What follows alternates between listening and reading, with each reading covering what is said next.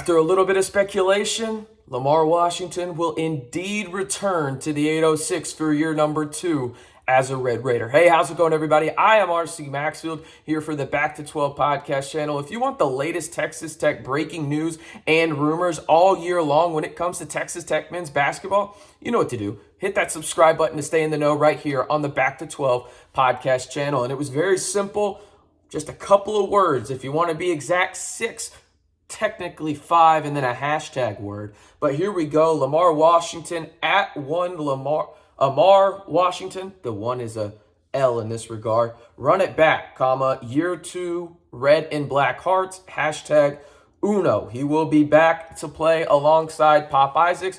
And I'll say this about the Texas Tech team right now. I was one of the few out there, and listen, people called me out on it in social media when people were going into the portal left and right.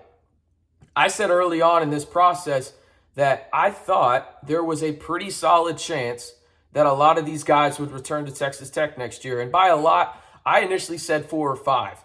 Right now, it looks like you could have potentially 6 guys back from last year's team. And now I get the aspect of some people saying, hey, they weren't very good last year. Why would you want these guys back? This is the reason being, I was really dead set on 5 guys coming back, if you ask me. Really 6, including Daniel Bacho. Obviously, he's gone. The other one being Jalen Tyson that will not be returning. But there are 4. So 4 out of the 6 are returning, and that's Pop Isaacs.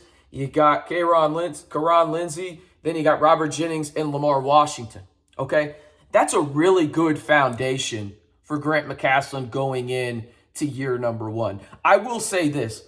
They need to go get a dude. And I don't know if they have the opportunity to go get a dude in the portal. But I think there's a lot of talent on this team that's younger. Hopefully they take that next step. And it really starts with Pop and then, in my opinion, Lamar Washington. Now, Lamar struggled at times last year, but I absolutely love Lamar Washington's game. He's a 6'4", 205, 215 type guard, combo guard that can run the point if you need to, play off ball, and is an absolute dog on the defensive end and just creates havoc with his size and strength, right? I don't love Lamar guarding a 4, but if it's a smaller 4, I'm all about it with the size that he presents, right? He can guard 1 through 3 very comfortably. We know Lamar's game, and I think the best part about Lamar is that he's okay with going with the flow. You don't ever have to run a play for Lamar Washington, and that's something that I think can't go understated for this Texas Tech roster next year. I think you're going to see Lamar Washington improve as a cutter. I think you're going to see him improve as a screener. I do expect to see that, a little bit of guard pick and roll action, just primary guards where you got Lamar setting a screen for Pop and vice versa. I think you're going to see those kind of things. But really my biggest takeaway from Lamar Washington, again, returning to the 806 for year number 2 is this. You have a solid young foundation if you are Texas Tech, led by Pop Isaacs. Then you got Lindsey. Then you've got Robert Jennings and Lamar Washington. And now say what you want about their respective roles going into next season. That'll be dictated during camp and then probably non-conference play leading up to Big 12 play at the end of December, right? But that's a good foundation to have that could potentially be in the scarlet and black for a couple more years. It allows Grant McCasland to really build upon something, go focus on other needs, because right now when you look at Texas Tech, I actually kind of like their guard setup, okay? You think about it. Pop leading the way, no doubt about it. Lamar, and then Chance McMillian as well. I like that trio of guards. I think that's going to be a good shooting trio of guards, and they have other ones as well. But before we get into that, I've got to ask you to do this. If you were excited about Lamar Washington returning to the 806 for year number 2, I ask you to do one thing and one thing only. I'm sure y'all know what it is by this time. Just like the video. That is it. But speaking of the guards that Texas Tech has, okay? So again, we've gone through Pop, we've gone through Chance, we've gone through Lamar, right? I really like the other guys you have in here in terms of Kerwin and then Demarion. And the reason being is this. The expectations and the usage will be vastly different than what we saw last year. I don't think Kerwin was used well at times last year with Mark Adams as the head coach. I don't think the same thing for Demarion, but I think when you have 3 guards ahead of him who I expect to get heavy minutes in terms of Chance, Lamar, and Pop now, being in the scarlet and black, I think that allows you to use those guys in a little bit more of a way that they're accustomed or better suited for in terms of what they bring to the table. And I think Lamar is a key piece in that because of this. If Texas Tech wants to run a smaller lineup, and if you look at the roster right now, it kind of feels that way, right?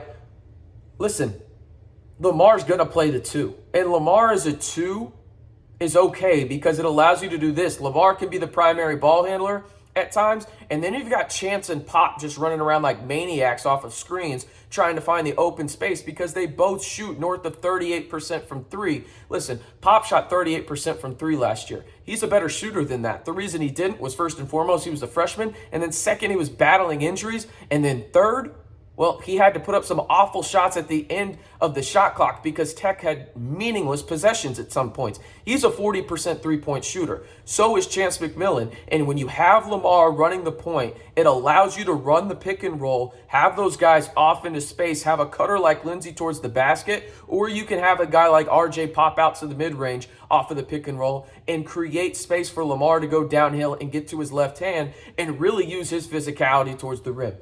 I've always liked Lamar Washington. He was arguably my favorite recruit coming in last season for Texas Tech in a loaded class, right? I love Pop's game. I love Lamar's game, and I think they work well together, and I expect them to be used even better this year because of the primary pick and roll usage that Grant McCasland likes to run. And I suspect that Pop will have the ball in his hands quite a bit, right? But don't be surprised if you see a lineup where it is Pop Isaacs, Chance McMillian, and Lamar Washington on the floor.